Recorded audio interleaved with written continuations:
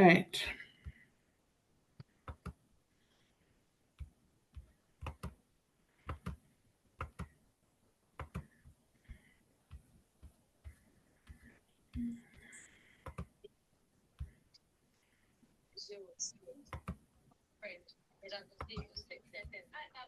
All right, let me share my screen.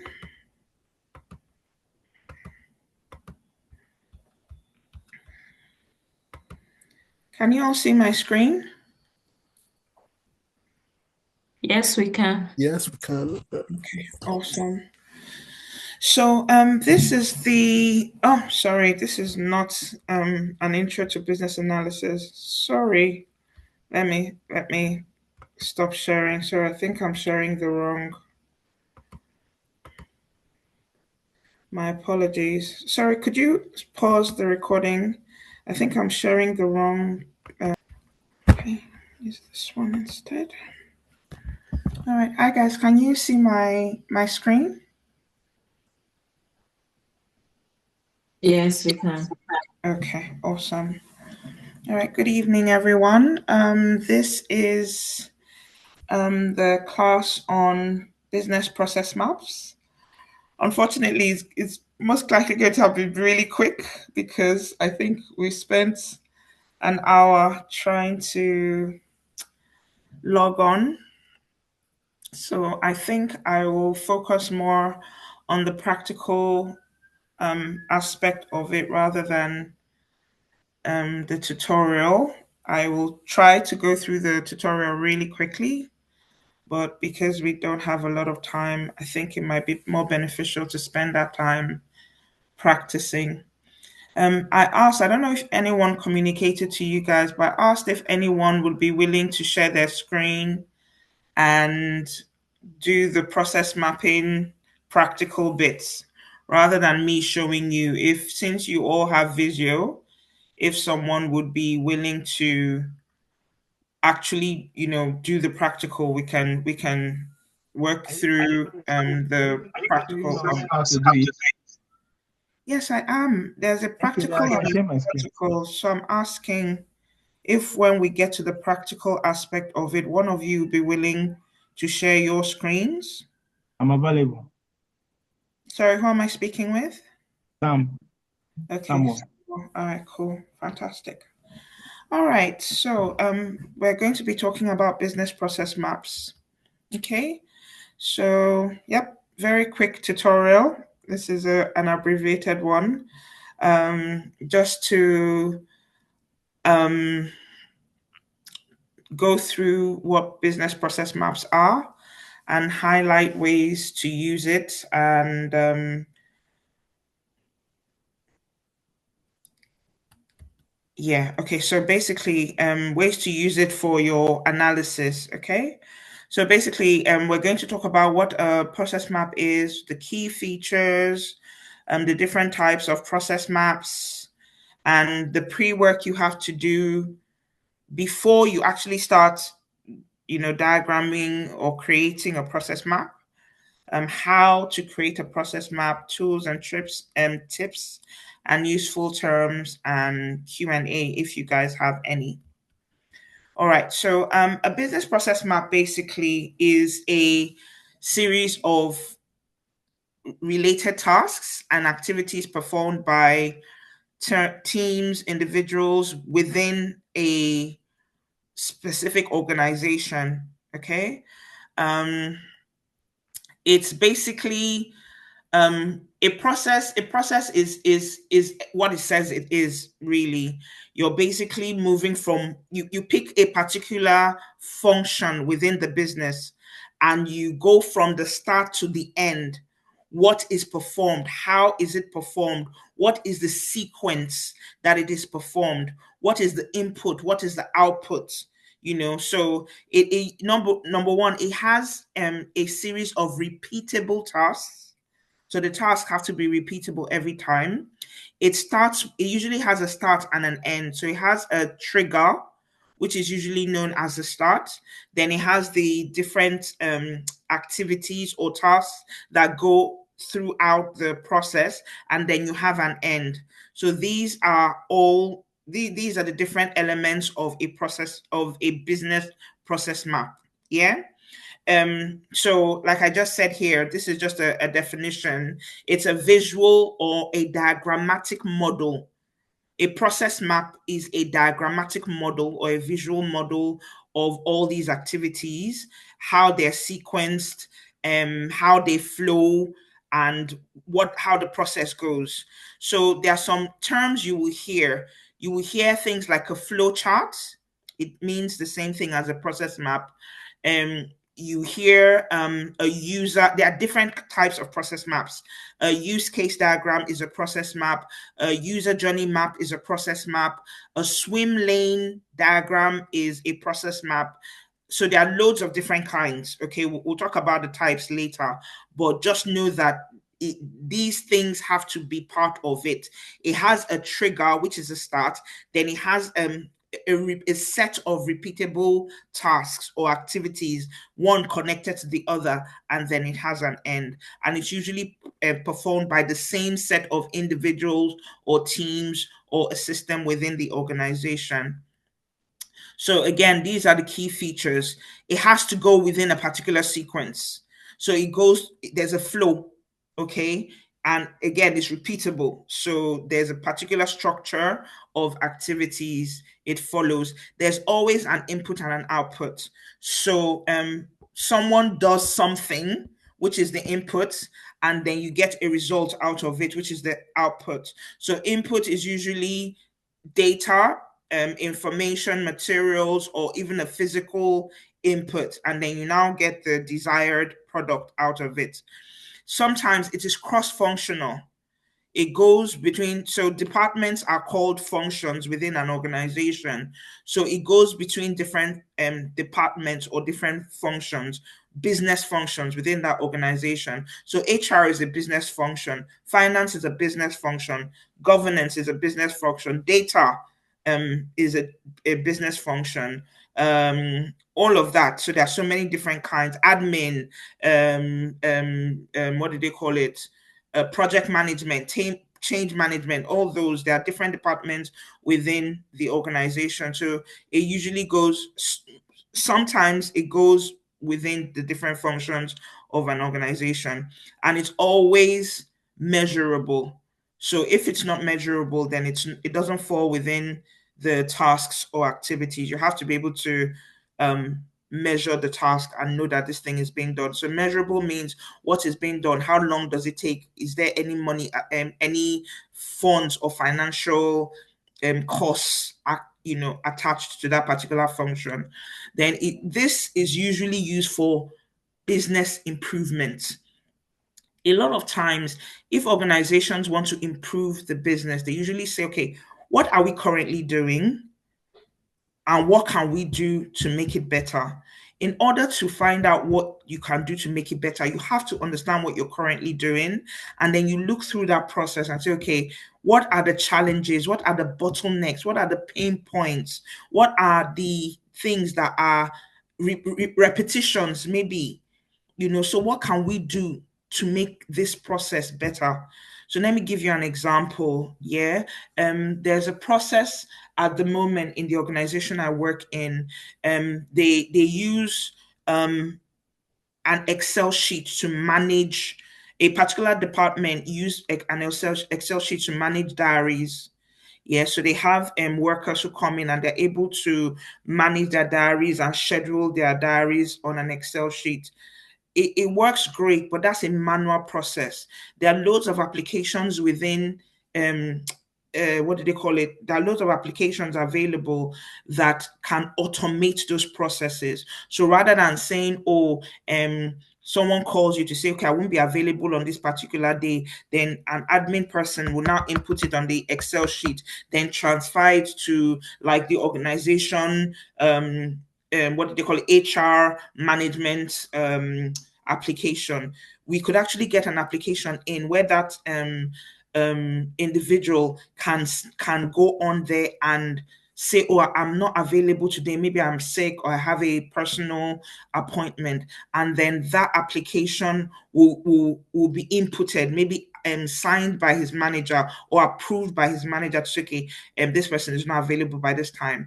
And then that process will automatically be imputed within the organization's booking or management, diary management structure. So rather than an individual putting it on an Excel sheet, that process can be automated. In order to do that, obviously, everyone can see the value of that. It's a lot better to have a process that is manual become an automated process. But in order to do that, you need to understand what the current manual process is, how it's being done, and then by the time you're getting an automated system, you now say, okay, we now need to transfer this manual process into an automated application, so it can do the same, it can perform the same tasks and the same functions that the individual or that group of people do, so that way you can improve the business function, make it faster, make it less onerous or less difficult for the people working. It's so much easier to do things in, with an automated application than, using an Excel sheet and all of that. So that's just an example of business improvement. Okay, you can see it in so many different functions within an organization. You can look across the organization and you can find so many different ways to improve their business processes. But you have to understand what they're currently doing and how they can make it better. And in business analysis, that is called an as is process map. You want to capture the process as it is at the moment. Then you now create a to be process map, which is a future process map. So this is the way it is as is, and this is the way we want it to be to be. So you now have those two process maps. Then you can even just say, okay, what is the gap? What is the difference between where we are and where we want to be? And you can highlight the process, and then people can, implement it. That way you can go from where you are to where you want to be. So that's one of the benefits of this kind of process. Anyway, so back to the key features. A business process has to be goal oriented. So what do you want to improve? You have to be specific. You can't just be generic. You have to say, I want to improve this particular process so that we can achieve this particular goal, or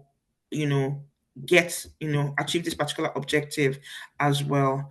And then again, it has to be documented and standardized. So another good what do they call it, good benefit of a process map is to capture the process, so that maybe if someone comes into the organization, you can show the person the process map to say, this is how things are done, this is how we want you to do it. So process maps are also used to train people to say, this is the best way to optimize this process and make it better. So rather than you trying to figure out how to do something, if you follow these steps, follow this process, you'll be able to do things the way we want it done within this organization. And it's good for training, compliance, and like I said, process improvement as well. And again, it has to be value centric. So what do you want to gain? What value do you want to add? So it has all these things are very specific, and that bit has to do with delivering value to the end users or the customers. Okay, all right, so moving on.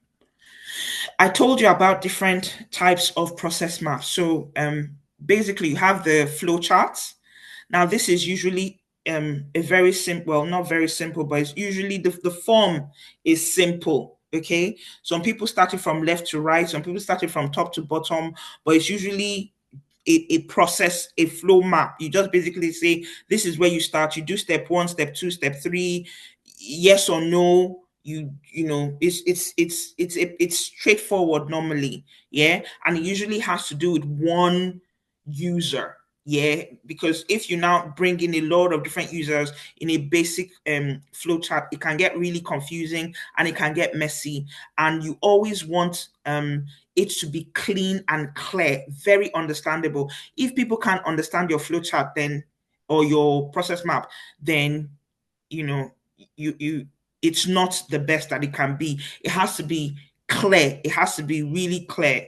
This people should be able to follow the steps. So this is a basic flow chart. Now this is a more detailed one. It's also a flow chart, but it's more detailed. As you can see, it starts also from top to bottom, but then it now, it's more expansive. It's again, remember, sometimes when you're creating a business process flow, you have to ask, do you want a high level process map, or do you want something that is more detailed? Do you want me to drill down not just to the process but to the sub processes? Because it's a lot of times you can say um let me think about a process now that we're all very used to. You can say, okay, a user goes into a coffee shop and they walk up to the cashier and they place an order with the cashier for a cup of coffee, maybe a latte, and then they wait, once their name is called, oh sorry, they place an order and they pay for the cup of latte, and they wait for a few minutes, and then the cup of latte, the server presents them with the cup of latte, and they collect it and they go. So that's a high level process. However, you can say that the customer goes into the coffee shop, he places he looks through the menu. A menu is presented to him. He looks through, he selects a latte. He says he wants milk and syrup and chocolate on it, and then his request is inputted in the his order is taken and inputted in the, what do they call it, in the till, and the calculation is made, and he makes a payment. Does he pay with cash or card? If he pays with a card, his card is taken, the payment is taken, and then he's given a receipt. If he pays with with cash, the amount is taken, he's given his change, and then he's given a receipt. Then the server barista takes that order and they go and they press the latte machine and they prepare the milk, steam the milk, and then they get the right cup. Is it large? Is it medium? Is it small? And then they select the right cup, and then they put it under the coffee machine. The latte is prepared and the steamed milk is put on, and then he covers it with the right cup, and then he goes and he writes the name of the customer, and then he calls the customer and he presents the customer with the coffee latte, his order, and the customer leaves. So you can see that there's a bit more detail in these two process maps. You can even go deeper to say, how did the coffee even get into the coffee machine? Where does the milk come from? How often is the milk changed? How often is the coffee what they call it, refilled? You can go into a lot. That process that seems like a very simple process, we can drill down even further.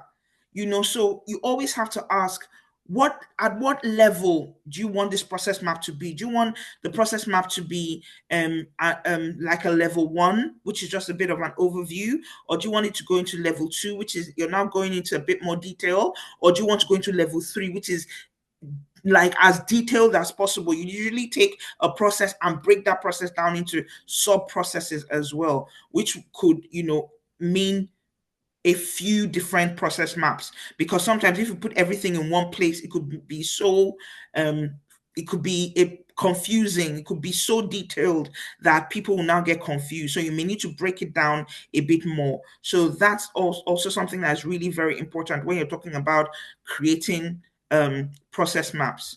Okay, so moving on really quickly. So this is a cross-functional process map. Like I've mentioned before, a cross-functional process map has to do with various functions, because if you go back to your basic flow chart, We are seeing all the different processes, but who is doing what? We don't know. We just see the process, but we don't know who is carrying it out. How long does it take? You know, how is all this getting done? Who is responsible for it? Who needs to approve it? We don't know. You're just telling us what the process is, but you haven't gone to give us a bit more detail. And that can be a bit of a blocker because, yes, you've told me what the process is, but which one is my process? Which one is someone else's process? Which one is someone else's process? So it's difficult to tell with this. This has its uses, but it's difficult to tell who is responsible for what. But with a cross-functional process map, it's easy to tell. And even though I shared this here, best practice is now if you do this as a process map, people won't, I don't know that anybody will, what do they call it, will complain. But however, it's best practice to use a process map that starts from left to right because most of us read from left to right. Yes, some languages are top to bottom, some are right to left, but they are the majority of all languages, majority of people read from left to right. So it's actually most people prefer process maps from right to left. Again, if you have an organization that has something like this, they're not going to throw you out of work, but it's just what is commonly used. Okay. So again, this is a cross-functional process map, and it's also called a swim lane process map. And it's called a swim lane process map because as you can see, the functions are now divided into the people responsible for them. So you can now see clearly where the process starts, where it ends, who is responsible for doing what, how these tasks interact with one another. The step by step, you can see that it starts here, it goes to the clinics, it goes down to the customer, it goes back to the clinic, it just keeps going back and forth. You know, clerk, I beg your pardon, clerk. Then it goes to point of sale. Then you can see how everything goes and you can see who's responsible for it. So this is a lot of times when there are many multiple functions recognized, it's better to use a swim lane diagram or a swim lane process map. Now, this is a CPOC process map, and it's used to show value chain process, especially when it comes to things like manufacturing and all of that, because you're talking about what the supplier does, how they input it, what the process is, the output, and then the customer, the benefit to the customer. So this is called suppliers input process output customer, which is CPOC. So it's usually used where you want to show what the value chain is. Okay. Then those are just a few. Again, you had a class that had to do with a use case diagram. That's also a process map as well. So there are many different kinds of process maps. But again, we're just going to focus, this particular class, we're going to focus on the cross-functional process map because that's the one that people use a lot. They use case diagrams a lot, but you've learned how to do that. Now we want to show you how to do the cross-functional one. So before you start creating a process map, there's some work you need to do. Yeah. Remember that as a BA, we work with requirements, and requirements are not our requirements. They usually come from stakeholders. Yeah. So when you're creating a process map, there's an owner of the process. There are people who do this process, and that's their job. So they are the process owners. So in order to create a process map, you have to understand what the process is from the stakeholder that owns the process. Who is the process owner? You're going to spend some time talking with them, understanding what the process is. Okay. So the first bit is to find out exactly what activities. Let me start with that. What activities are we trying to capture in this particular process map? Okay. What do we want to capture? What is the start and the end of the activity that we want to capture? Then you now have to look at the purpose. Why are we creating this process map? What is the purpose of it? why exactly do you need this process map? And then another good thing to do is name your process map. When you name your process map, it's easy to understand what the purpose is. Yeah. And then make sure that you stay within that scope, because if not, there's a tendency for the process map to be unending. So once you name it, you recognize that you want to capture a particular set of tasks and activities. Yeah. And then that's when it helps you determine what the scope is and what the start and finish of that process map is. So what are the boundaries? How do you start it and how do you end it? Your process map always has to have a start and an end. And the start is called the trigger, the end is called the completion. So once you know what process you're trying to capture, then you're able to establish what the scope is and what the boundaries are. Okay? I've asked you these questions before, so because of time, I'll skip it. All right. Um, okay. So now before you draw your process map, this is the drawing process. Before you draw your process map, you have to pick the tool you want to use. There are a number of different tools available in the market, so you have to pick the one that is best suited for you to use for that particular process map. Then you have to understand the symbols to use. The symbols they are widely accepted symbols for process mapping. So most people within the IT community, business community, they understand what the symbols are. So you have to understand what the basic symbols are and then use them to create your process map and represent the different parts of the process. And then, like everything else that we do, because you've identified who the stakeholder is, who the process owner is, you have to go back to them again to verify and validate that process. So they are the ones who will talk you through what the process is and how to go about it. They will tell you what the process is. Once you've captured it, you go back to them to say, is this the right process? Did I capture everything? Do you have any updates you want to make or feedback or changes? And you iterate, you keep iterating. Okay. I talked about basic shapes. These are some of the basic shapes. I talked about starts. The start is usually like an oval shape, usually green. You have the process, you have the diamond for the decision shape, you have the document shape, all of that. So these are some common shapes to use in your in the process map creation of the process map. Okay. If you're using a tool like Visio, it comes preloaded. You don't have to create it. It already comes, you just have to drag and drop. So these are some of the tools that people use to create process maps. I highlighted Visio because it's my tool of choice. It's the premier tool, business tool used to create process maps. Okay, so if you open your Visio, it already has some templates that have been preloaded for you, workflows, data flows, BPMN diagrams, all UML diagrams, all of that. So there, you can start from scratch, or you can have one of these loaded templates or pre-prepared templates that you can use. Some of the other tools, as you know, are Lucid Charts, 𝐂𝐓𝐇, Draw.io, Figma, Miro, all of that.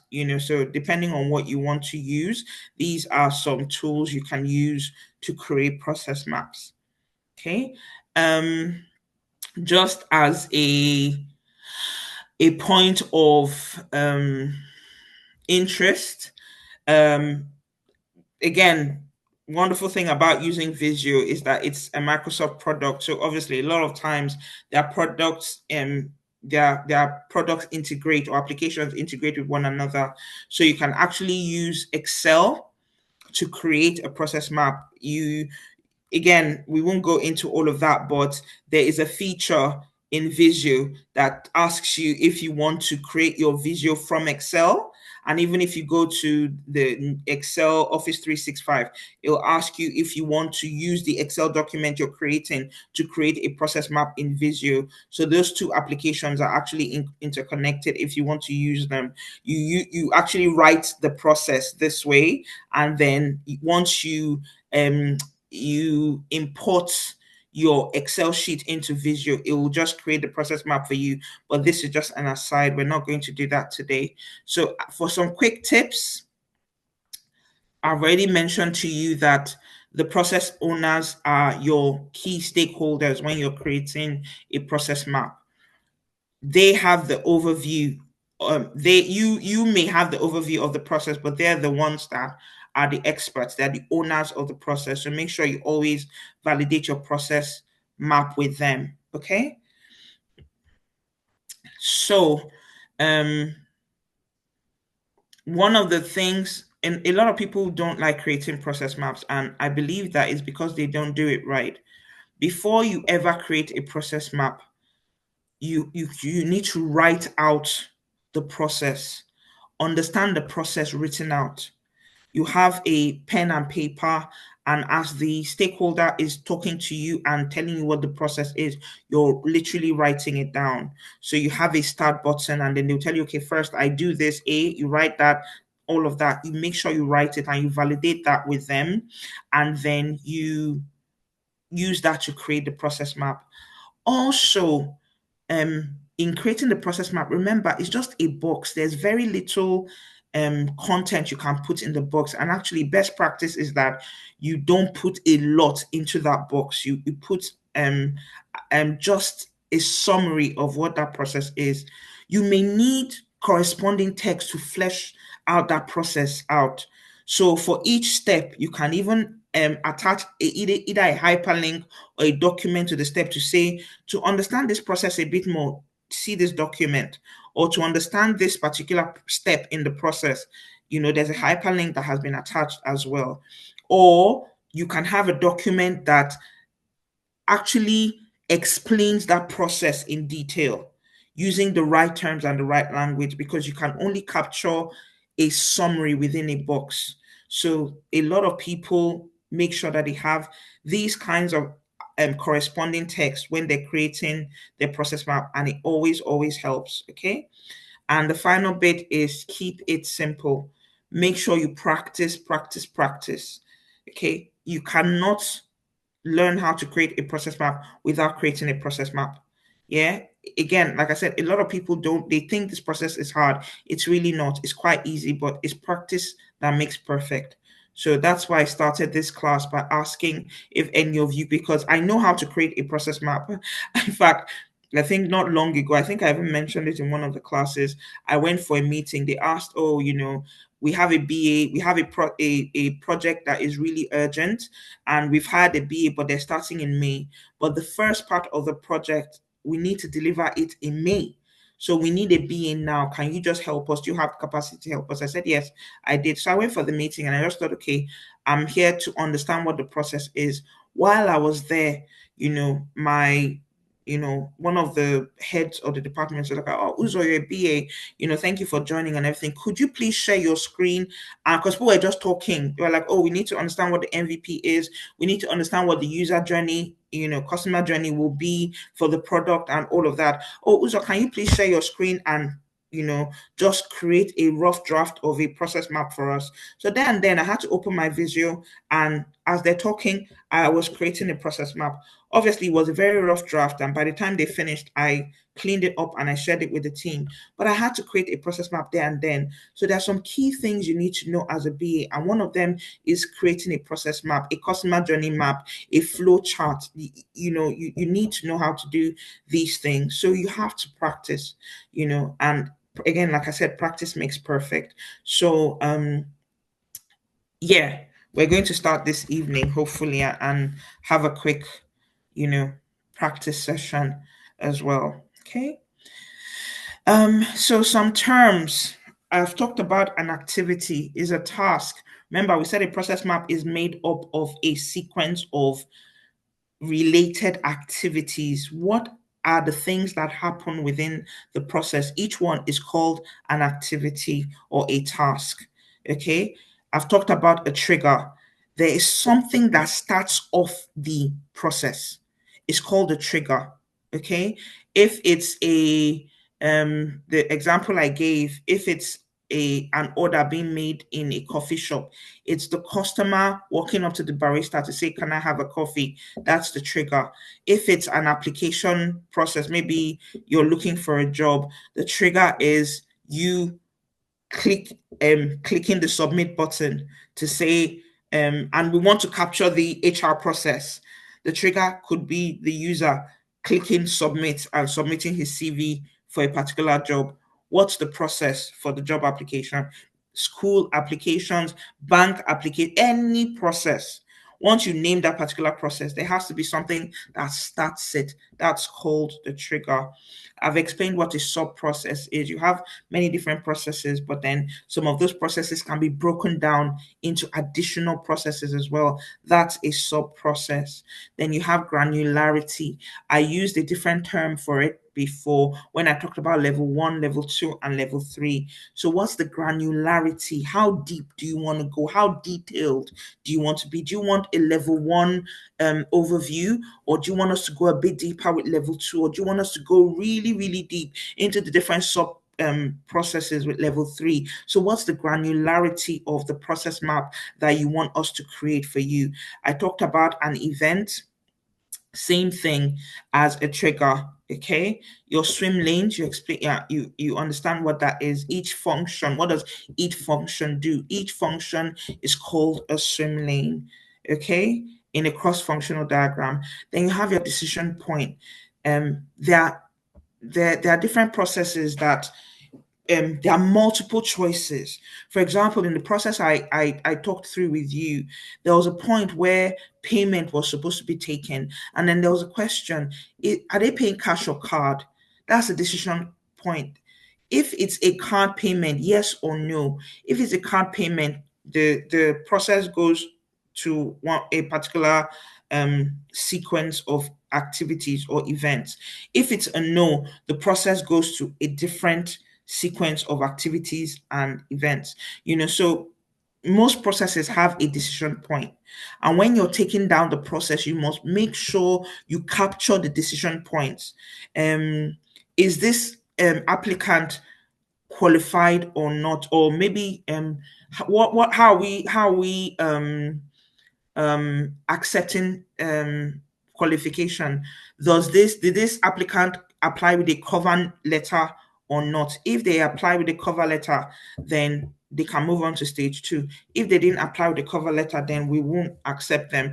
Or do they have a particular qualification we need? Maybe it's a BA with finance domain experience. Do they have payments domain experience? Yes, then they go down a particular path. Do they know? Then they go down another particular path. Or maybe they're applying to do a master's course. Do they have a 2-1?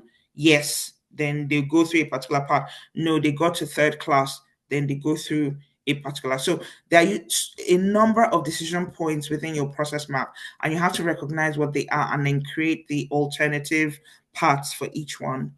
And then finally, we have BPMN. This is called Business Process Mapping Notation Language. It's the language that has been recognized, the process mapping language that people use within the industry. And when I say language, I mean shapes. So I don't mean words, I mean shapes. Remember, I showed you some basic shapes that have been recognized in when people are creating process maps. There are some modeling notation, business process modeling notation language, basically shapes. Yeah, because remember, it's a visual model, so, or a diagram. So when we say a language, we mean shapes that are used, that are recognized within the industry, that when you use the shape, this is what it means. Okay, and then UML. So UML is universal modeling language. So these are the two main languages used, BPMN and UML. UML is more simple. Yeah, BPMN is very, very detailed. Engineering, IT, it's a lot more detailed. Yeah, but these are basic shapes. So when I say language, I don't mean words, I mean shapes. But these are shapes that are used for these different processes. All right, so I think we'll stop there because, again, this is more of a practical class. So do you guys have any questions at this point? Any questions? No?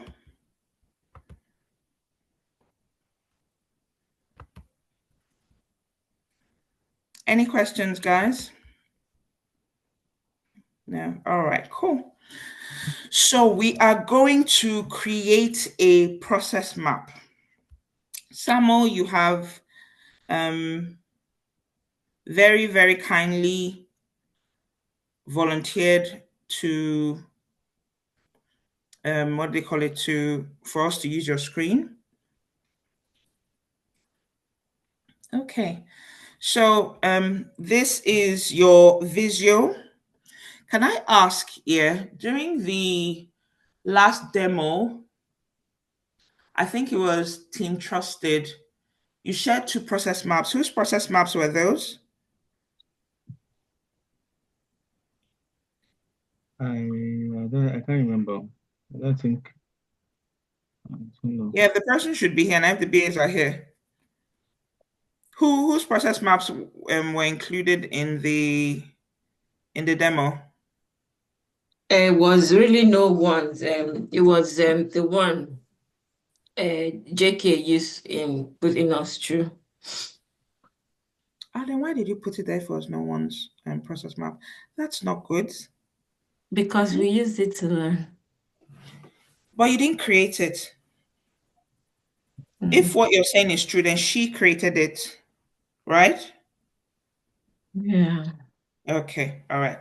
It's easy to use, yeah. It's easy to create, yeah. So even if you're going to replicate it, so you see a process map and you want to replicate it, but you're the one that created it. Yeah. So even if it's the one Janet created for you, but you're like, okay, this is the shape she used, and she connected it to this, and she connected it to this, blah blah blah. Blah. Do that rather than Using her own. copying and pasting. Mhm. Sorry. No, I'm just happy. Yeah, it's important. Process mapping is something that most BAs know how to do. And like I said, imagine coming into that meeting and they're telling you to share your screen.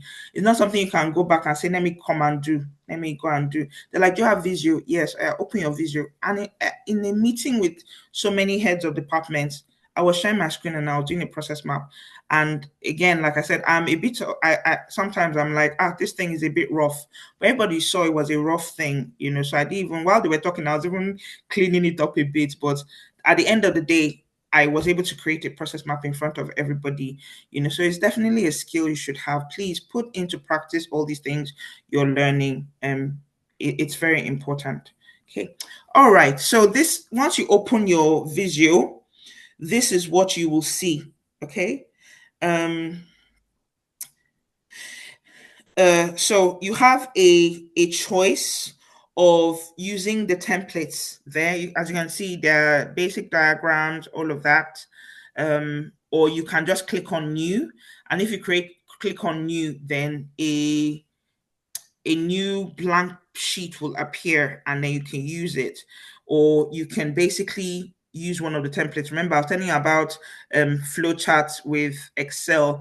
So if you see the one on the right, it's telling you, okay, if you want to create a basic flowchart with Excel, you click on that one. That means you're going to import an Excel sheet and use that to create a flowchart. Could you go to more templates because we want to create a cross-functional process map. So More we want it to be easy. templates. More templates, yeah. You can either Okay. click on more templates or you can click on the search button and then do the search for it. But yeah, click on that. So scroll up to, we're looking for the cross-functional templates. So scroll down, I beg your pardon, scroll down till you see the cross-functional one. Yeah, so click on the cross-functional one. This one? Sorry. It says cross-functional. We're looking for the one that says cross-functional. Yeah. Okay. Click. Yep. So we want what's that? US units. We want the metrics one, please. Don't want the US ones. Okay, so click on create. No, so there are different ones. So sorry, click on the, just click on create. We want the blank one. So if you click on either of these ones, it will preload this for you. As you can see, some of these ones, I think the two at the top, those are like basic ones. The one in the middle, it will add all that, functionality for you, including like it has color templates and all of that. I can add that for you. As you can see, the swim lanes start from left to right. The other blank, one, as you can see, the swim lane starts from top to bottom. So either one is fine. But we want a blank one. So just click on create. Don't select any of them. Just click on create. So it'll just create like blank ones for us. What is this? Cancel, please. Yep. So this is what I want. Yeah. So this is a basic one. It doesn't have any preloaded what do they call it? Screens for you. It just has some what do they call it? Some swim lanes. So as you can see on the left side, you can see your shapes. We're just going to go through the basic format just so we can look and see how to use it and play around with it. So you can see your basic shapes. Now beneath you can see the swim lanes.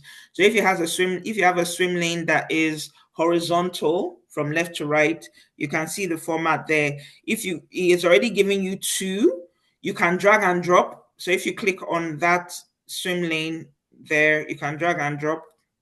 Just drag it and drop it. Drag it to the canvas and then just drop it. Yeah, drop it. It's fine, you won't break anything. So if you drop it here, you see obviously that it's not attached to the rest of it, which is not what you want. So click on it again and then move it up to align with what is already there. Click on it again and drag it. As you're dragging it up, okay, so undo. So if you do something you don't right, either just undo or delete one of them, because I don't want another heading. So undo again. Okay, so go back again to the swim lane. This time, go back again to another swim lane. Do what you did before, but this time don't drop it yet. The same one you did before, not that one. Okay. Yeah, that's a vertical one. So we're not using that now. We want the horizontal one. So drag it again, but this time align it to the other ones there. It'll move it up. So you can see now that it has a grid to tell you that it will snap towards that and all of that. So you can see that it's aligned itself. It's just another grid rather than like a whole other title and all of that. And then if you want to create it without doing that, you can click on a particular swim lane, copy and paste, or right click and duplicate. So it's the same command. No. If you go back to the actual canvas, the last swim lane you added, highlight it and right click. No, go back to the canvas. Yes. So click on that one, highlight it. Yeah. And so you can either copy and paste, or you can do Control-C, Control-V, the same basic commands still apply here. Okay, so once you've replicated it, you can move it to where you want it to be and all of that. Yeah, it usually has one title. So as you can see, if you paste it anywhere other than underneath the next one, it'll almost think you want to start a new one. So don't do it that way. Once you drag it, always make sure you attach it to the other swim lanes, and you can continue adding swim lanes that way. If you want 5 swim lanes, if you want 10 swim lanes, however many swim lanes you want, you can basically keep adding. But if you do it this way, it's almost like you have 2 swim lanes. So we don't want to do it that way, basically. So you can undo what you've just done. Yeah. Just undo. Yeah, thank you. All right. So as you can see at the top, the ribbons are the same. A lot of times it comes with this preset one. Like I said, you can, if you want multiple colors, you can get it, but this is like the default color. But if you go through all the different what do they call it, all the different tabs at the ribbon at the head, you can, it's the same, it's Microsoft, so it's basically the same thing. If you want to change the design, you click on the design, it will show you different templates. If you want to add data, it will show you that as well. Review, view, all the different things that are there. However, the main ribbon or the main elements you want are your pointer tool, your connector, and then to add text. So these ones in the middle, pointer tool, connector, and to add text there, they are really very important. Yeah. Okay. So now let's okay. So let me see. So to make this a bit faster, yeah, because what I'm trying to do is to just to show you how things work. So before we go, Samuel, keep this here for now. Yeah. We're going to come back to it now, but let me steal the screen real quick. Stop sharing, just keep it for now. Okay, because I kind of want to show you some of the buttons and all of that. Yes, thank you. All right, so let me go quicker, because I think it might be a bit quicker if I do this. So this is where we are, yeah. With Samuel's this is where we are, yeah. With Samuel's tool. So this is called the separator. If you want to separate the different functions, you can, it's literally drag and drop. Yeah, you can literally drag it this way and drop it, and it will automatically attach for you. Same thing with this, you can drag it and drop it and it automatically attaches to you. So like I was just saying, if you want to copy, create additional swim lanes, just like any Excel, it will tell you insert the swim lane before, insert the swim lane after. You can basically do it that way. Maybe if they're creating your swim lanes and you want to add one to it, you can definitely do that. And if you notice, once you've added a separator, it already has a what do they call it? It has a template here for you to name it. Remember, I told you that it's important to name your what do they call it, your process map. So this already comes with names, and to click to name, you double click on this and you can name it ordering process, ordering process map, customer ordering process map. So you name that there. Then maybe you have different phases, and you have like maybe phase 1, and then you have phase 2. So to add any text, you basically double click on that area, and then you're able to add the text to it. Okay, same thing with this. So this is the customer, you double click on it. Yeah, even though it's horizontal, once you double click on it, it will bring up the text version for you, and you can add, okay, so this is the customer, this is the barista, barista, this is the supplier. So all these are different swim lanes that you can basically name, so you know who's doing what. And if you want to enlarge it, you drag and drop, okay? Or you don't like what you've done, you undo, okay? So this is your, if you click on here, you can select the entire swim lane and move it around, okay? Or you can undo, put it back again. A lot of times swim lanes can be what do they call it? It can be quite extensive. So even though this is your starter canvas and you want to extend this a bit more, you can do that. Okay, just click on it, drag it. It's the same basic functions that almost all Microsoft products have.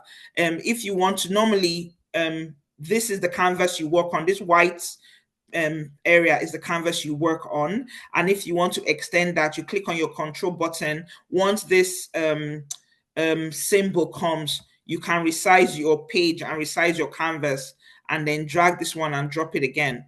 So this line, this grid line, tells you this is one page. So we've gone beyond one page and all of that. If your swim lane is too small and you want to make it bigger, you drag it and drop it, and then you basically make it all the same size, just you want it a bit bigger. So it's the basic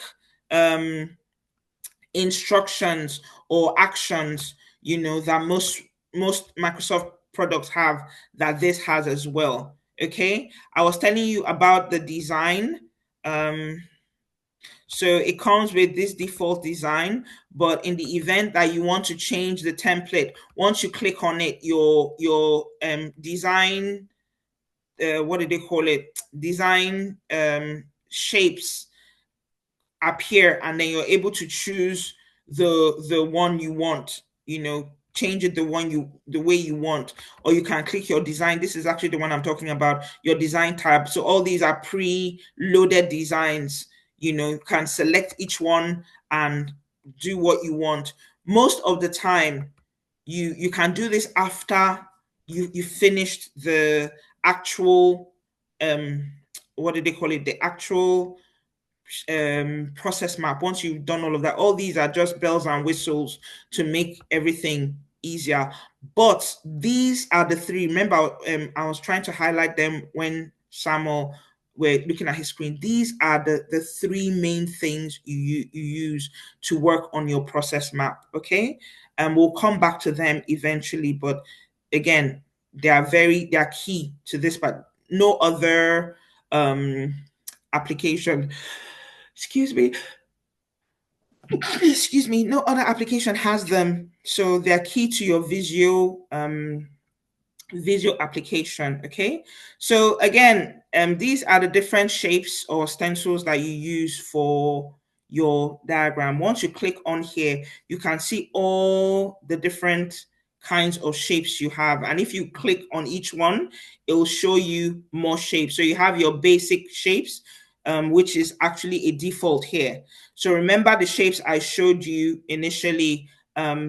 These are all of them here. This is your process shape, your decision shape, your sub process, your start and end, document, data, database. So these are the main ones that are named. Then you have all these custom ones in case you want to create things.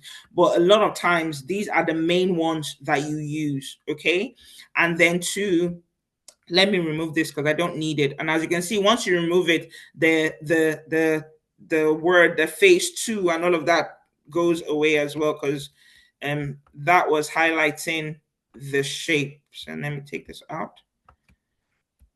Why aren't you going out? Yeah. Okay, there we go. It's gone out. Okay. And then if you want to remove, maybe you have too many shapes. I've named these 3, but this is an extra one. Once you click on it, on this right hand side, it highlights the whole shape for you. So I'm clicking on this and I'm removing it. Okay, I don't want that extra one there. All right. So yeah, so again, to start creating shapes is really easy. You can drag and drop. Okay, once you drag it here, you can see all these grid lines. Sorry, let me go back again and try and enlarge this a bit so you guys can see a bit more of what we're doing. So it's not too hard. So again, you can drag and drop shapes, okay? Or you can insert shapes and sizes, but yeah, it's mainly drag and drop. So once you drag and drop, it already gives you a grid to help you align. Again, a lot of the work we do has to be visually appealing. It's a diagram, it's a visual tool. So a lot of times it has to be well aligned. Don't create a process map that is wonky. Please, I beg of you, create one that is well aligned and is clear to see, because if people don't understand your process map, then it hasn't done what it's supposed to do. So once you click on a particular shape, you can see these different pointers appear, and it's a quick drag and drop. So if you want to add another shape, you can literally select one from here. It will add it for you and add the connector. This is your connector, okay? This is your shape. So if you want to add another shape here at the bottom, you click on it and it will add it for you. I want a shape at the top that is a diamond, a decision shape. And as you can see, it's adding it, and then it's creating space for you. So this way, it's even making everything well aligned. So if you're not even sure of how to create the shapes, this is a really good way of doing it, because it, as you can see, it's very well aligned. Okay. I personally like creating shapes for myself. So even though Visio is very good at doing this, I like creating my shapes myself. But if, for example, you've created a shape here, because Visio has done it, it'll move the connector. See, it's very dynamic. It moves where you want it to move. If you want to remove the connector, you can just click on it and move it. Now, remember, I told you that a diamond shape is usually a decision shape. So normally you have, this is normally a decision. And if, for example, they say, okay, are they using cash or card? So let's say, for example, is the customer, no, so customer,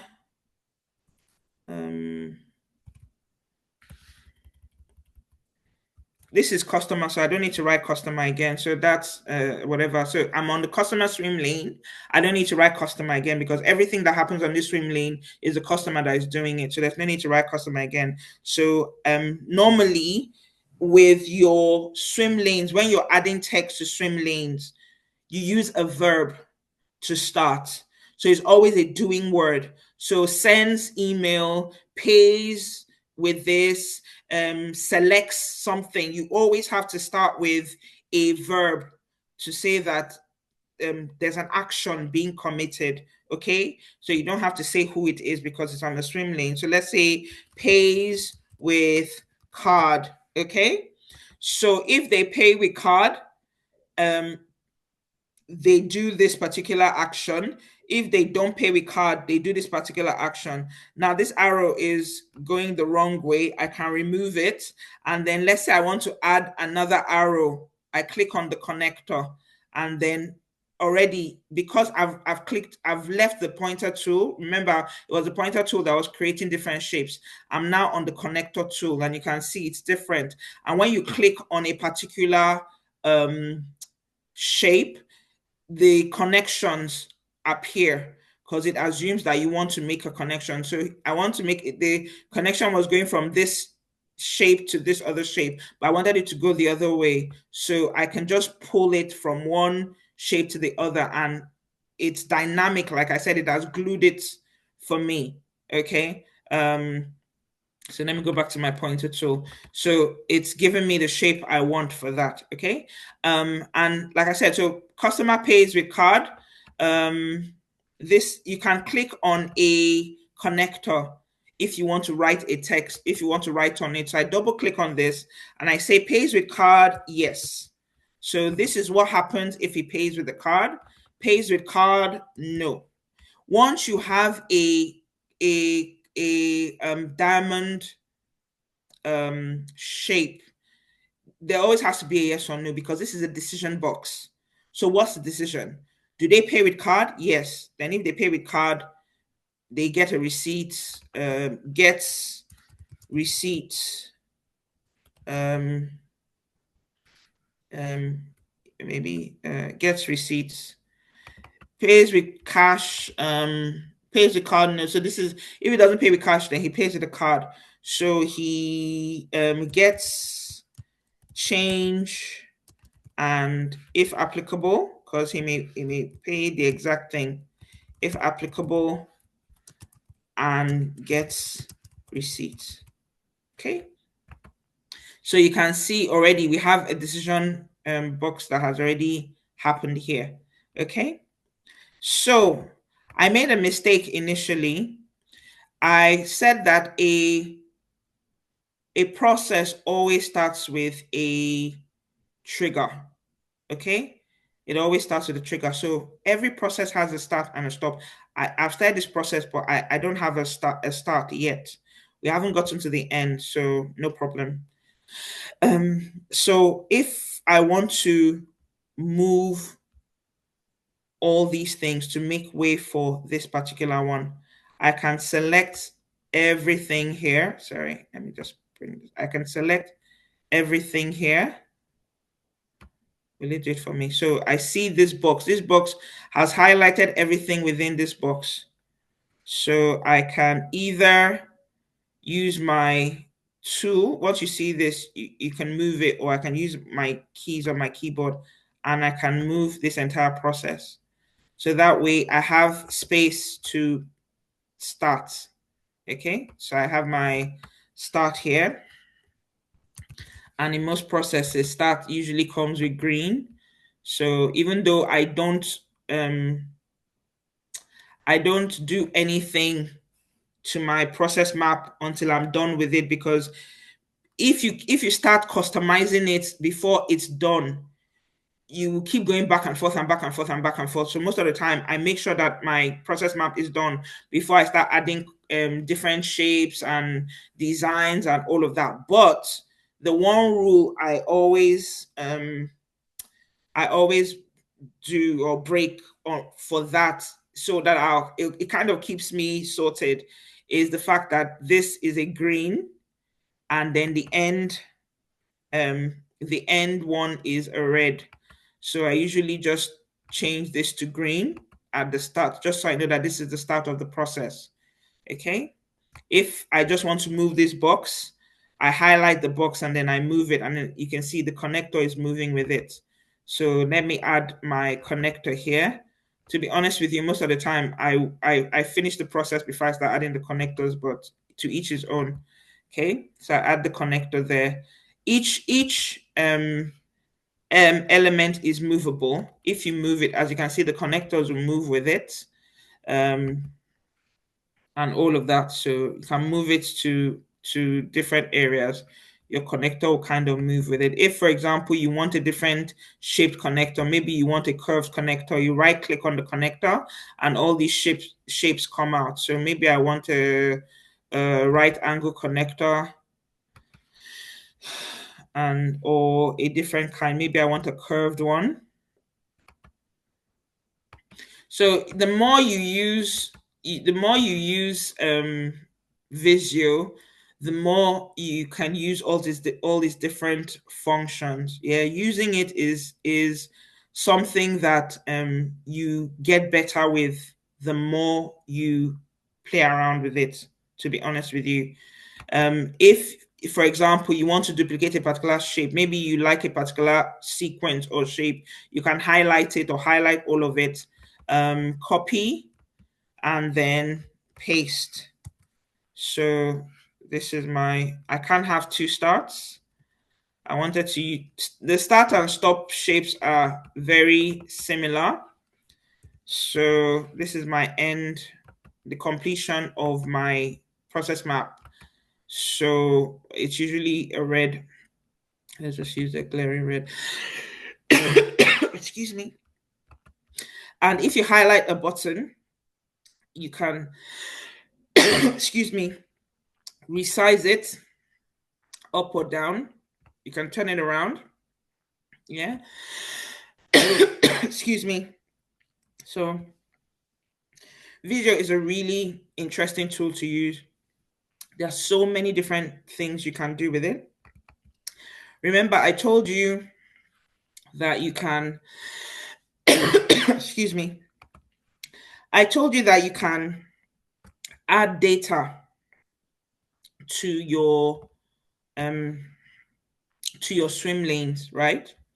So because let's say for example, pays with card, and you want to talk about all the different forms of payment or cards that maybe you have a document and you want to talk about all the different kinds of cards that are allowed, or maybe payment options that are allowed within the organization. You can't put all of that there. This is just a simple process, but sometimes behind a process has a lot of information. Let's say, for example, I want to change the shape now to something else. These are, once I right click on it, let me move this a bit. Once you right click on it, you can see these different options come out, and this is your shape. So maybe I want to change this shape to something else. No, not this one, sorry. Yeah, this one. So let's say I want to change this to a document. Okay, so it was a sub process before, but I want to change it to a document, so it will change the shape. So for this document, let's say um um um what kind of document will I want to add here? Let me go back to this one, sorry, because I the only thing I can think about now is the receipts. So maybe there's some documentation that comes with the receipts for internal purposes, not for the customer's purposes. Okay, so I want to add that documentation to this particular process. Yeah, I want to add more detail to this process. Again, I can right click and you can see all the different functions. Cut, paste. Do you want to group them together? Again, if you highlight all these different things and you right click, you can group them together, but we're not doing that now. So I right click. So I want to add information to this particular activity. I can select the shape data. Okay, and then this box comes out here. Yeah, I can expand on it. It usually has 7 different options. Okay, I'm moving it so you can see what it does. So if there is a cost associated with this particular activity, you can add it here. For this, it only takes numerical figures. So let's say I add £50 or something. So there's a cost associated to this. It's a £50 cost. So I put this activity has a cost associated to it, £50. Process number, and then I can start typing anything I want now. It'll take any alphanumeric figure I put there. So this is 1, 2, 3, 4. Maybe this is number 4 on the process number is number 4. The owner is 𝐂𝐎𝐍𝐍𝐄𝐂𝐓. Okay. The function, it already tells you is the customer. Okay. It has a start date. You can select your date here. Let's say today. Does it have an end date? The same day? It's a whatever. What's the status? Is it in progress? There's a drop down here. You've not started, in progress, completed, waiting on, others, all of that. So for each shape, you can add data, yeah, to it if you want. All right. You can attach a hyperlink as well. Okay.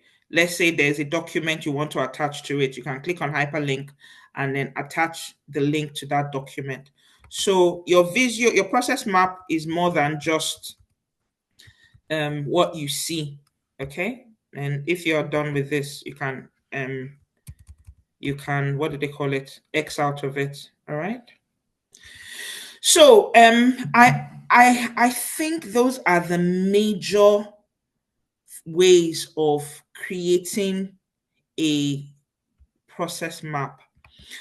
What I actually wanted us to do with Samuel is to actually go and create the process map itself.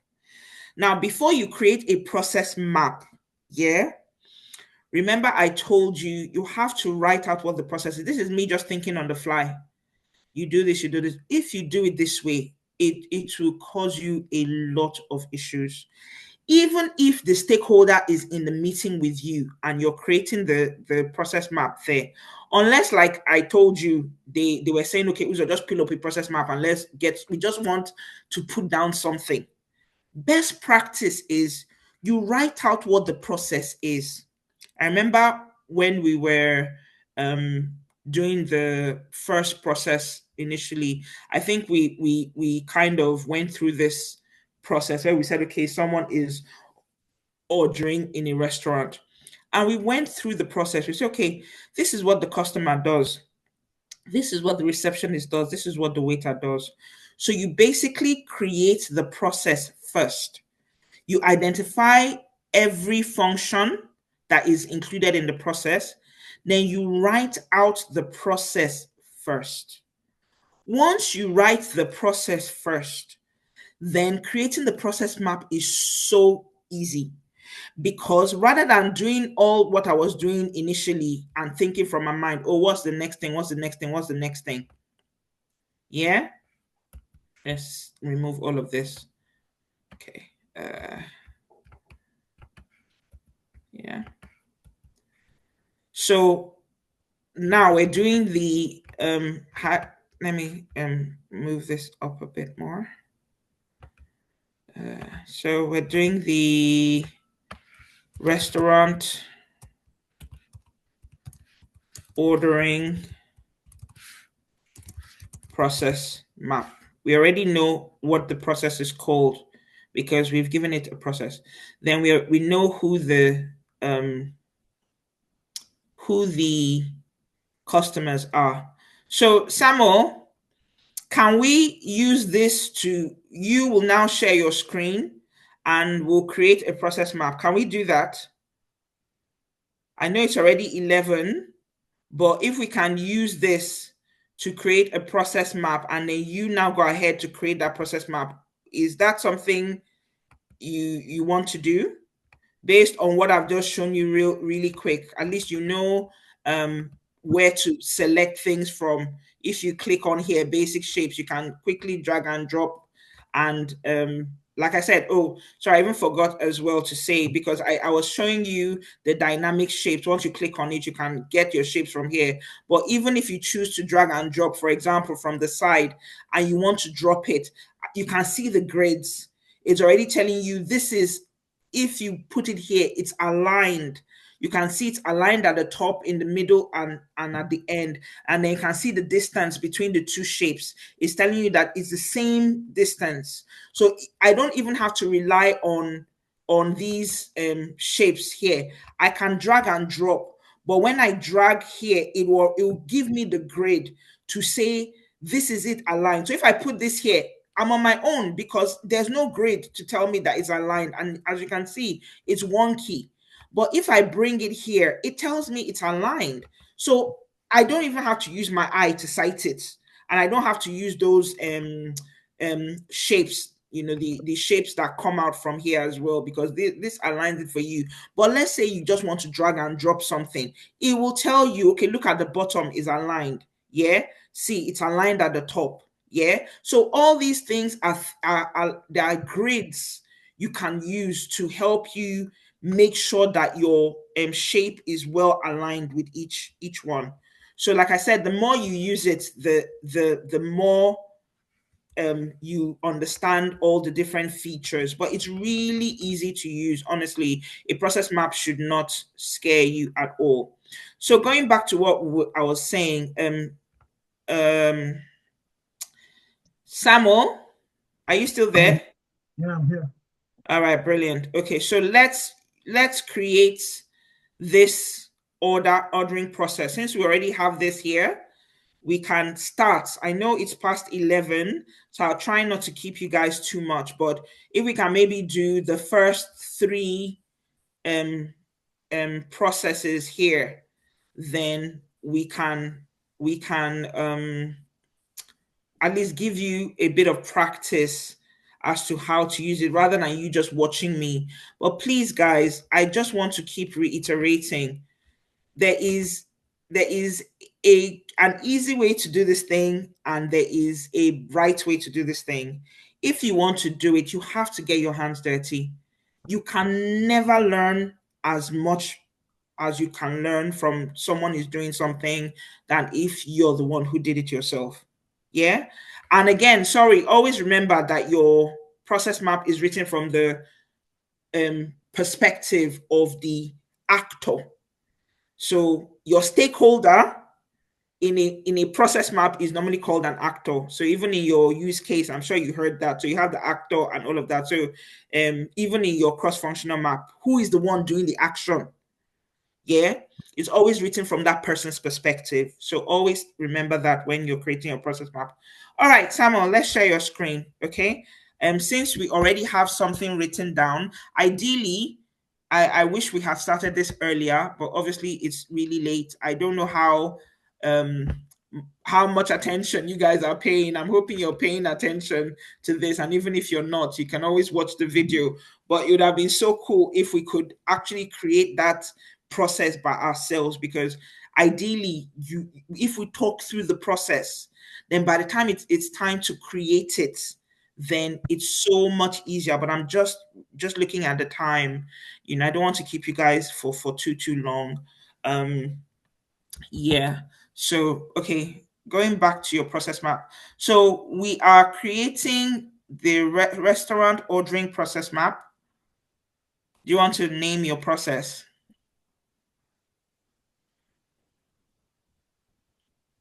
Yeah. So you go to where you want, where the title is, and double click on it.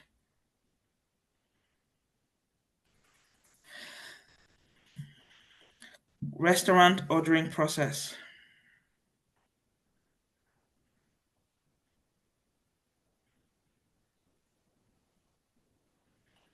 Okay. And guys, remember, as BAs, we document things, we write a lot. Please try as much as possible to proofread what you write. Don't present things with mistakes. Again, we're just doing a rough draft, so I don't expect you to get everything correct here. But when you're creating any documentation that you have to present to any stakeholder, please, please, please always make sure that you proofread it to avoid mistakes, because the last thing you want is to share a document that has grammatical errors with people. So restaurant ordering process map. Yeah. So we identified 3 different sets of actors. We have the customer. So click on the first swim lane. Double click on what you want to add text to. You want to name the actor on the swim lane. So if you go to the name of that swim lane, yes, double click on it. So you name it the customer. The next swim lane is the receptionist. And the next one is the chef.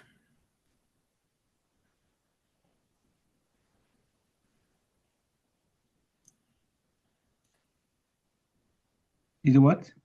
Chef? Chef. All right, so we have your stats. You go to your basic flowchart shapes. On the right, click on your basic flowchart shapes. Right or left? On the left, basic flowchart shapes. Click now. Basic flow, yes, that's the one. So you want your start and end. So drag the starts.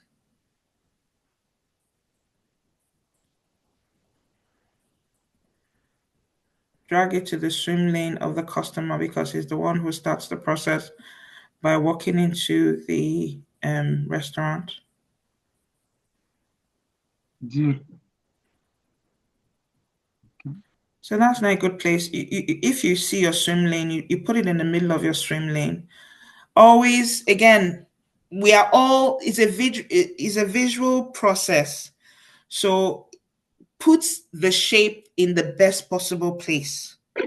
Yeah. So if you have a swim lane, just you see, so where I put my own in the middle. Put yours in the middle as well. The way it is not great.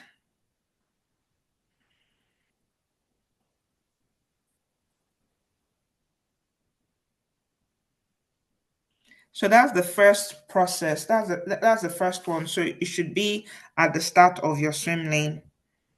But where you put it is at the top. It's not good. There's no space there. It doesn't look good. Okay. Put it in the middle of your swim lane, at the start of your swim lane. You saw where I put mine, right? Yeah, yours was somewhere here. Yeah, so put it there. That's fine. Okay. Then double click on it to write. Then you write start. Okay. So the next step of the swim lane is enters restaurant. So the customer enters the restaurant. So you create a process. You either drag and drop or you use one of those 4 directional swim lanes, whichever one works for you. Which one do you want to do? Let me create and drop. Okay, let me use this 4-dimensional one. So do that. If you click on the box, you see the 4 dimension, the 4.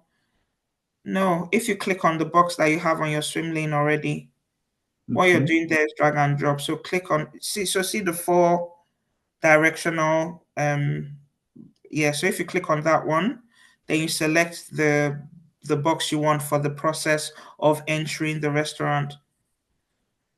Those are only used for start and stop. You already have start, so you can't create another one like that again. You need a proper process. Yeah. I think I would prefer.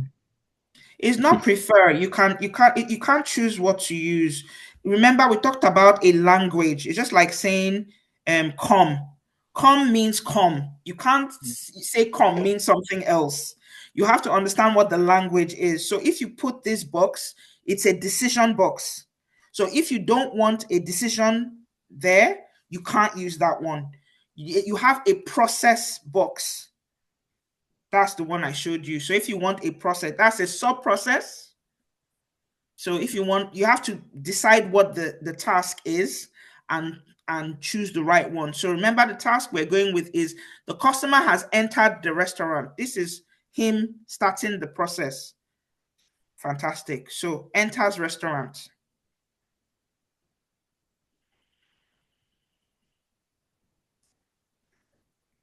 So why did you put it in the receptionist swim lane? Is the receptionist entering the restaurant? Uh, So the customer enters the restaurant. Thank you.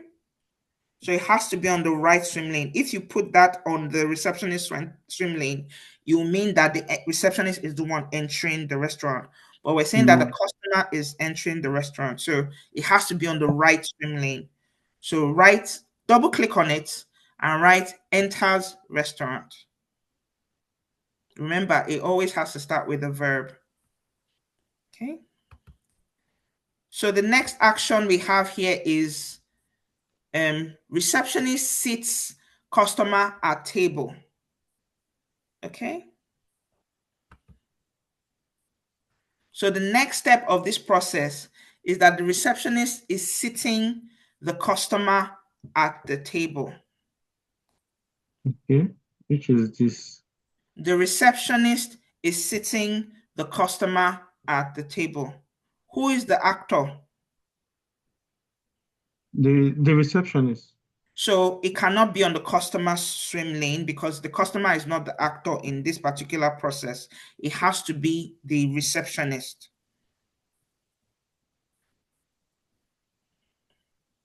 So the action flows from the last action. Yeah, you can't move it back because you're going back.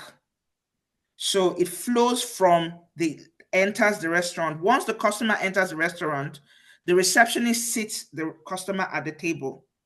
So from the last process you have there, the next process will be on the receptionist swim lane, and it follows directly from there. So where you put that decision box this is not a decision, this is a process. It's not a question. Everything in the decision box is usually a question. So does the person do this or do that? That's not what we're saying. We're saying now that the receptionist is sitting the customer at a table. That's the next process down. So undo what you've done, please. Just undo. Undo. Thank you. Now, from this last process, you want to create the next process. Every process has to link to the next one. So you want that next process to be in the receptionist swim lane. And it's a process, it's not a decision, it's not a sub-process, it's not a document. It's the same box you have here is the same box you want to create unless the activity changes. But the activity is a process, a task, an activity, sorry. So it's just an activity. So the next activity is that the receptionist sits the customer at a table. So use your 4 dynamic, what do they call it, pointers, and create another process in the receptionist swim lane.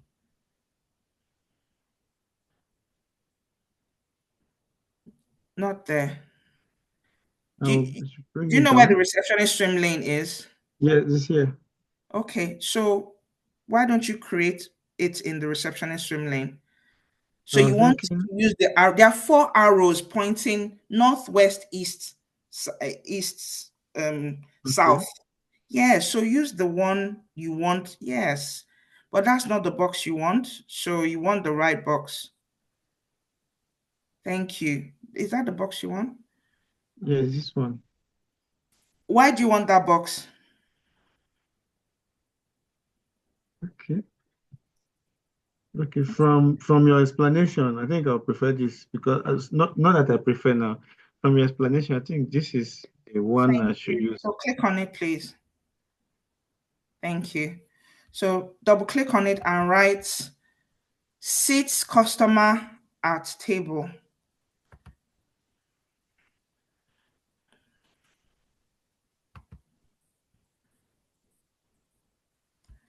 So the next process is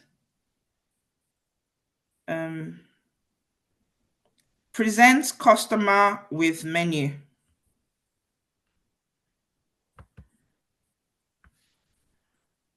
So processes go from left to right.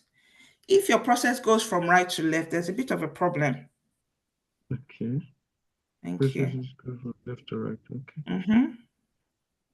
So the next process is present customer with menu.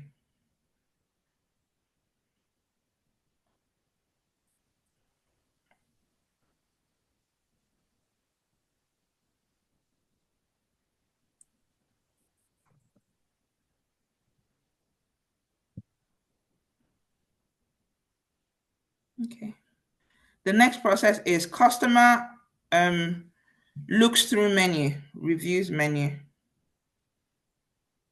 Customer selects meal from menu. Let's put that. Oh, yeah, customer selects meal from menu. The next process is customer selects meal from menu. So if we don't write who the actor is because each actor has a swim lane. So if you find yourself writing the actor there, then there's a problem. You usually start with a verb. So if I say customer looks through menu, you go to the customer swim lane because the customer is the one who is acting, and then you write looks through menu. Okay, so I'm supposed to remove the customer. You're supposed to put that activity in the right swim lane. So if I say customer looks through menu, then the actor is the customer, and that box belongs in the customer swim lane. So you can move it up to the customer swim lane.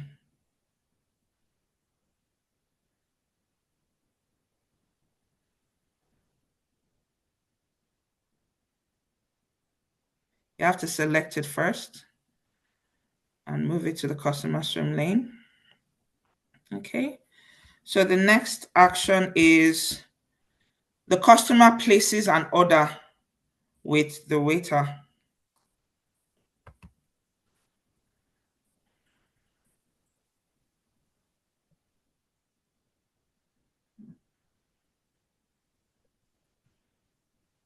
Very nice.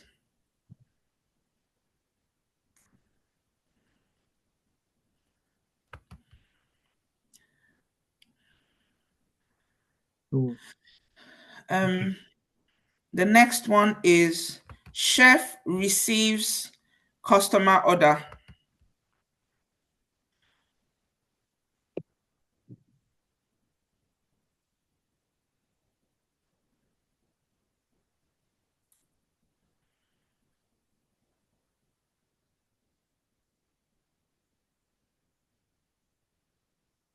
Okay.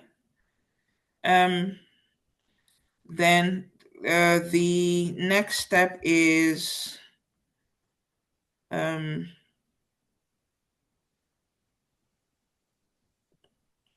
sends prepared meal to customer.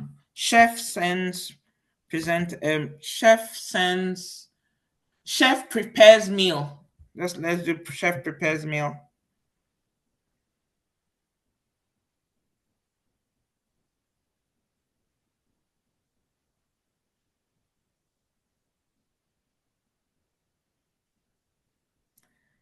Customer receives prepared meal.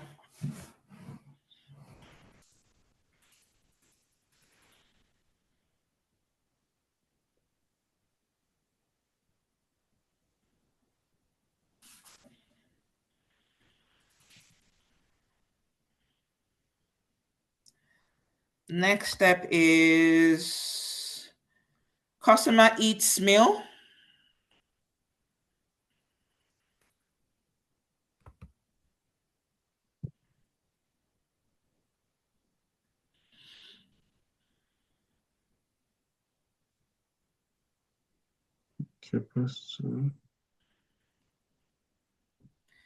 If it's in someone's swim lane, you don't put the actor's name there, and your activities always start with a verb.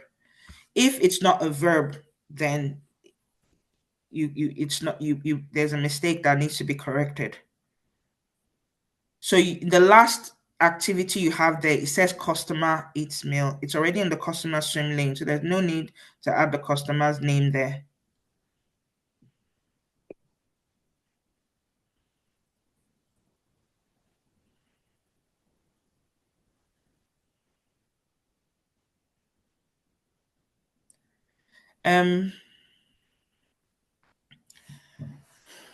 So eats meal, receives meal. So that eats meal, let's change it to does customer want a drink?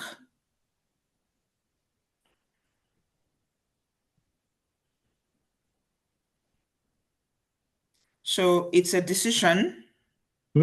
Are we supposed to put it on the customer? So the customer's does customer want a drink with meal? Because from what you said we should not put the name of the customer, name customer, because it's on the customer's fine space. So write it the way you want, but the activity is, does the customer want a drink with his meal?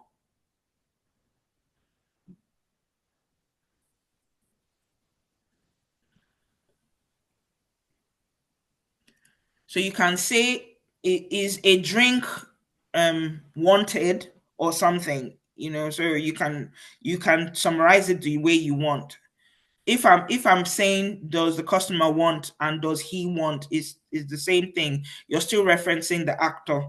So Okay. if it's on the person's swim lane, then there's no need. You can just is drink wanted with meal? You can just put it that way. So if I see is drink wanted with meal, I'll know that is the customer. I'm referring to the customer because it's in the customer swim lane.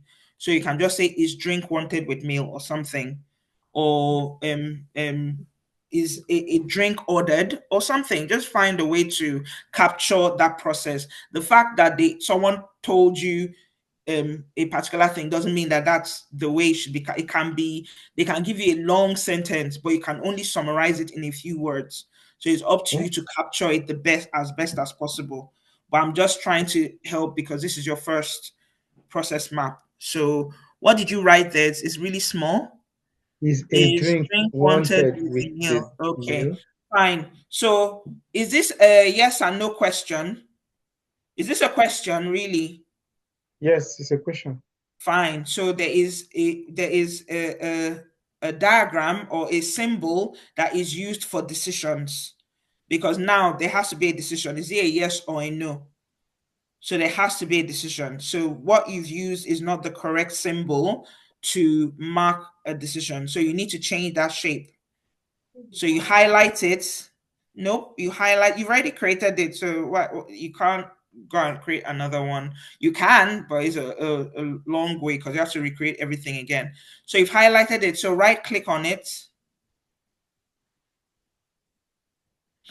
and if you look at the lower table of symbols, the lower one, the first row, second to the last one, yes, click on the drop down. It says change styles. So click on that. So what style do you want? Thank you very much.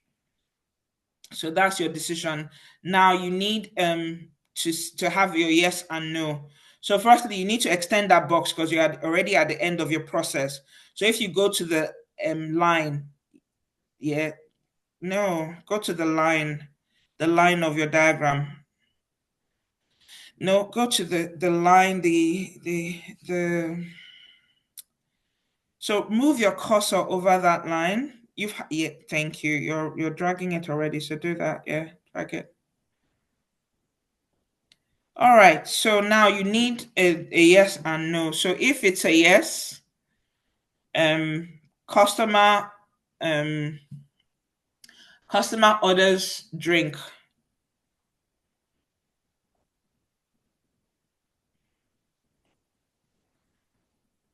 Why are you using that shape? I thought The this next process is yes. So your question is, does customer want a drink? The answer is yes, he wants a drink. So he gets drink from waiter. okay from waiter. The Okay, so next it's activity is get drink from oh waiter.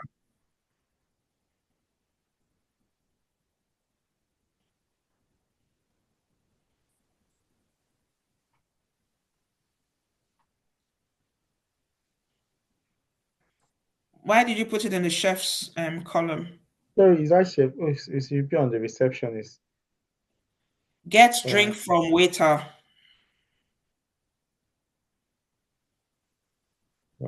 take it.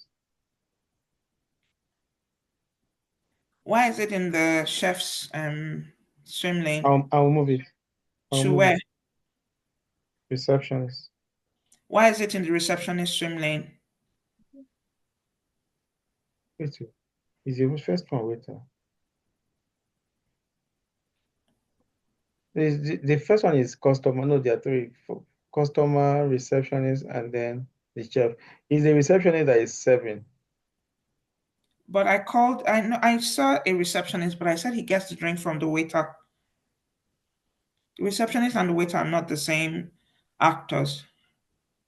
So what you want to do is, if you now realize, okay, there's a fourth actor that hasn't been um, highlighted, you can create a Created. swim lane for the waiter. So what you need to do is go back to your receptionist swim lane. Where do you want to put your waiter?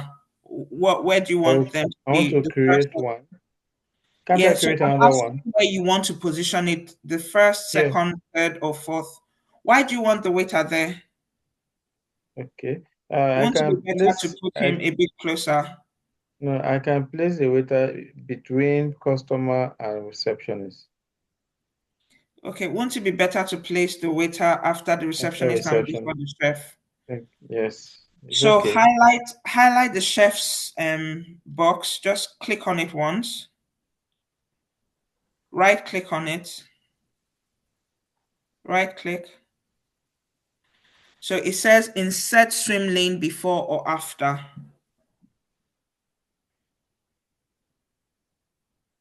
Before. Yeah, that's what we agreed. So go ahead. So name that swim lane waiter.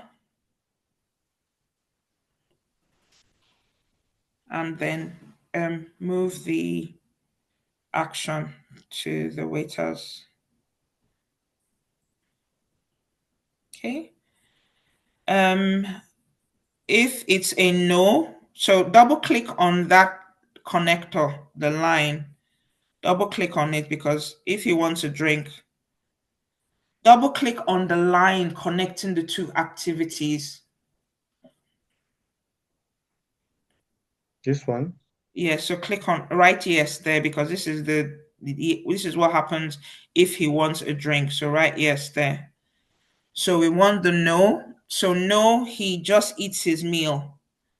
Okay, the meal from the chef. Okay. Now that we have a waiter, the prepared meal should actually go to the customer through the waiter. So let's go back to prepares meal and receives prepared meal. So no, why are you moving it? That's Leave prepares it there. me. Please leave it there. Yeah, because he's still the one that prepares the meal. So that's fine. What we want to say is now that there's a waiter swim lane, the waiter is the one who receives the meal and meal and gives it to the customer.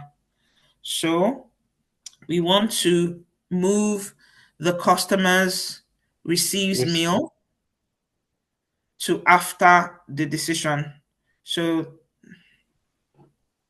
we want to move the customer's received prepared meal the This is step it. where the customer receives prepared meal. So I'm already identifying the swim lane you can find the activity because I said it's the customer that receives the meal. So you already go to the swim lane that has the customer and then you'll be able to find the activity there. So now that Okay. we have Is a this waiter, one? yes. Now that we have a waiter, we want to move that to after does he want a meal? So if you highlight that box, yeah, so move it. It's still the same person that receives the mail. It's just the person he receives it from is different. So move that to after receiving a drink.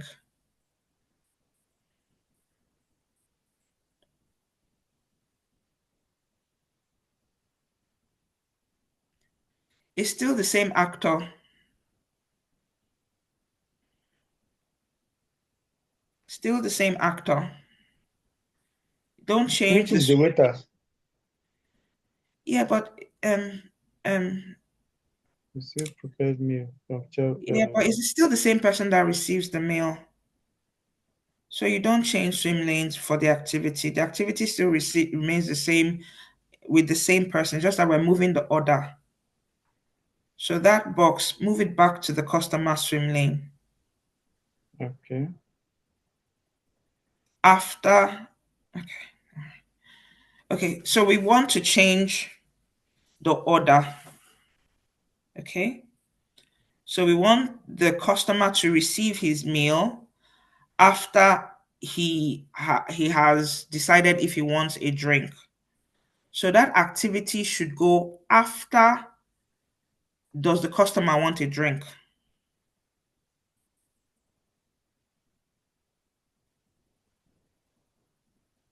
Thank you. Now remove the connectors. We need to create the connector again. So remove that connector, the two connectors. Remove that connector. Double click on it and delete it. Then delete it. You can just click on delete on your system, on your keyboard. Click on it and delete.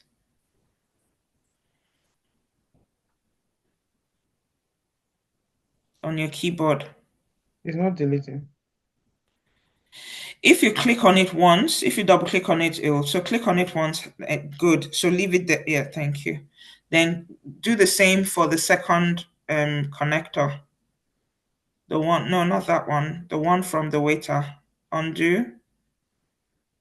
And then, yeah, that one. Awesome. So now, we want to connect from the places an order with the waiter to is a drink wanted, right? So go to your connector tool. Click on at the top, the ribbon at the top that says pointer to connector text. Click on connector. At the top of your page, the ribbon, all those, yes, in the middle, there you go. Click on that one. Then go from places an order with waiter to does he need drink. If you hang your click on places an order with waiter, just click on it. No, not that one. Not that one. The one before. Yes. So now create a connector between, a line. So click on that box again. Everything is green. So the connector in the middle, draw a line from yes to exactly to that other. Thank you very much. Leave it and then go back to your pointer tool. To the ribbon at the top, and click on pointer tool. Okay, so we have a yes there. For your decision, we also need a no. What if he doesn't want a drink? Yeah, so we have yes. If he wants a drink, he receives it from the waiter. What if he doesn't want a drink? He just receives his meal. So you need you need to connect. So the thing he got from a waiter, can you move it to the bottom, connect it from the bottom rather than from the side? This one? Yes. The drinks he got from. So that connector, right? Is it I should remove the connector or? No, leave it. Just leave. Oh no, what you just did was okay because I needed it to come from the bottom. So that connector, right? You need it to move from the side to the bottom. So if you go to the connector at the, does he want a drink?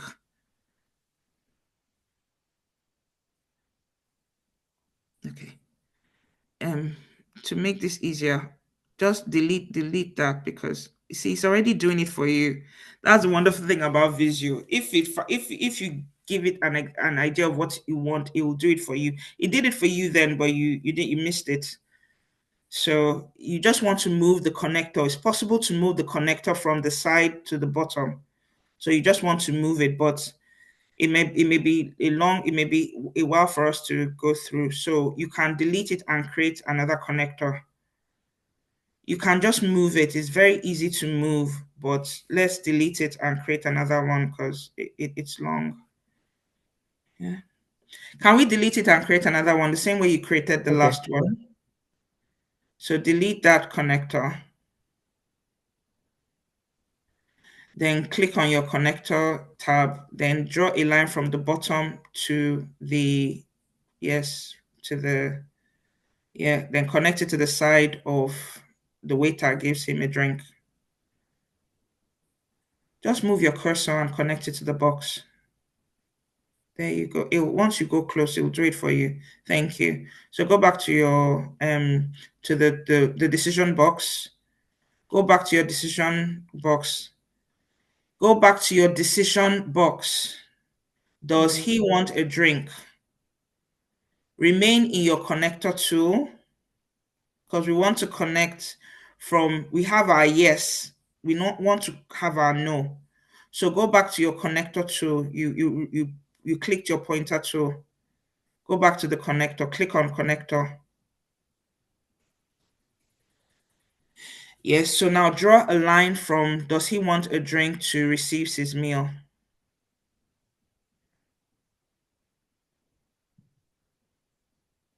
Thank you. Go to your connector tool.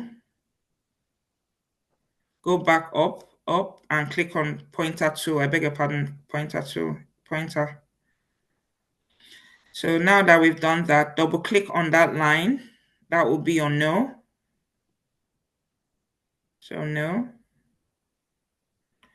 And then click on the one at the bottom. That will be your yes.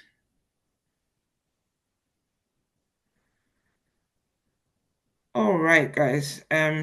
Yeah, I think we can stop here. I wanted to do 3 lines, but I think we've done more than 3 lines. So hopefully this gives you an idea of how to create a process map.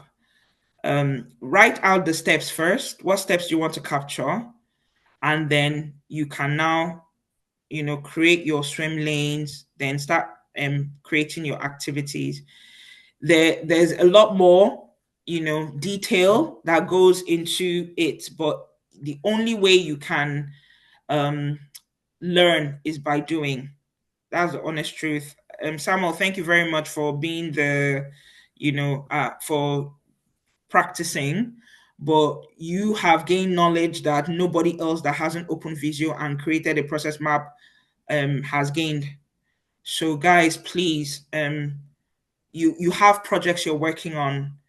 There are already processes you understand from the user's perspective, how it works. Sometimes one swim lane can be the system. How does the system respond? It doesn't have to, remember, a swim lane can be an individual, it can be a business function, it can be a system. So you create the process of the project that you're working on. It can be any process. It could be login process, it could be a purchase process, it could be registration process, it could be anything. Just name the process you want to capture. Then write it out. What is the process from the user's perspective? Who are all the different actors? Write out everything they do step by step by step. Once you've captured it on a sheet of paper, then you can now start creating the steps. Then all you need to do is go through the steps you've written down and then create the visual representation on the process map. You see how easy it is. So please, next time during your next demo, let the process maps you create be yours. Even if you show if there are 4 BAs, each of you creates a process map, your own version of it. Maybe one person will do login, another person will do registration, another person will do something else, purchase, whatever it is. Create a process map and add it to your demo to know that this is your own work. This is what you did. And while you're doing it, like I said, even if there are things here that I haven't covered, which I'm pretty sure that they are, because we don't have that much time, there are loads of process map videos within BlueSky. Go to the archives, go to the YouTube page, go to your prep major repository of videos and pick up the ones on process maps. Go through, and as they're going through, you open your Visio and be doing it there. You may make mistakes, but the good thing about all these processes is that you can't spoil anything, you can't break anything. You didn't get it right, you undo and redo it. And if there's a particular action that you're not sure of how to do, go on Google. How do I do this on Visio? There are so many tutorials on YouTube. But this is a critical thing. People sometimes hire you just to create process maps. So there are many different kinds, but a swim lane is one of the most common use case, one of the most common ones. So you need to go and do your additional, what do they call it? Additional research and additional learning. And then you need to practice. So please go back, open your Visio, create your step-by-step notes, and then create your process map, and then demo it in your next time. Add it to your presentation. This is what Ijoma did. This is what Catherine did. This is what Samuel did. And let it be a correct representation of the process that you're trying to capture. Okay? So I'll let you guys go. It's almost midnight. And I know this was a lot longer than we were supposed to do because of the late hour start. But I really hope you've gotten value from it, and that at least you understand how a process map works. But I'd really, really, really like to see all your different versions, not just one process map. I want to see all the different versions. And please, as a practice, don't demo something one of you did not do. Don't do that again. Even if you have to recreate it step by step, don't take someone else's work and say you guys did it. No. Where's your glossary? Where's your stakeholder matrix? Where's your RACI? These are all things you're supposed to try your hands and do. So if you've come for a training, take the time to practice that thing that you've learned and create it, and you're the one that will benefit from it. Okay? No one can take the learning that you already have. So please, I want to see you guys practice all these things that you're learning. I want to see your versions of all of it. Yeah. And if you need additional guidance or whatever, I know we're not meeting this Friday for a workshop, but at the next workshop, you're like, okay, I got stuck at this particular place. I tried to find out where it is. I couldn't find it. Could you help me? Or could you look at my process map and give me feedback? How can I make it better? Where did I go wrong? What can I improve on? That's what some of these workshops should be. Show me your artifacts. What did you create based on what you've been trained on? And let's work through, So let's see a lot more of what you guys have done. These trainings are not theoretical. They're all practical.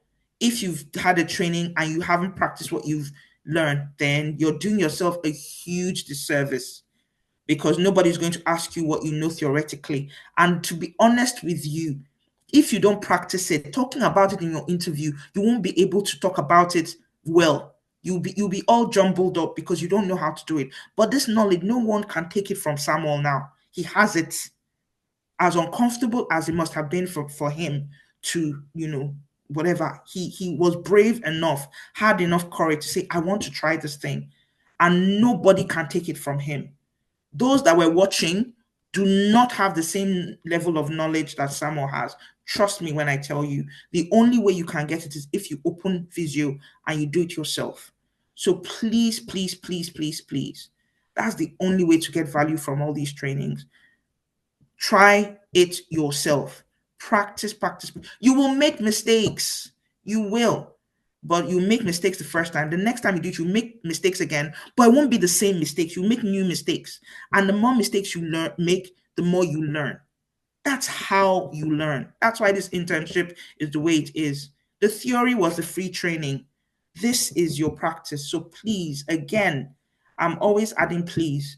I was just trying to think about what can I do to get you guys to participate more. Because every time doing your demo, nothing, no artifacts. It's not good. It's not good at all. By now, a lot of your contemporaries, if you see how long their slides are, because everyone is showcasing what they've done and they're getting feedback from it, but your slides are so scanty. It's like you're not doing anything. Please don't do that to yourself. The internship is almost done. What have you gained? What have you learned?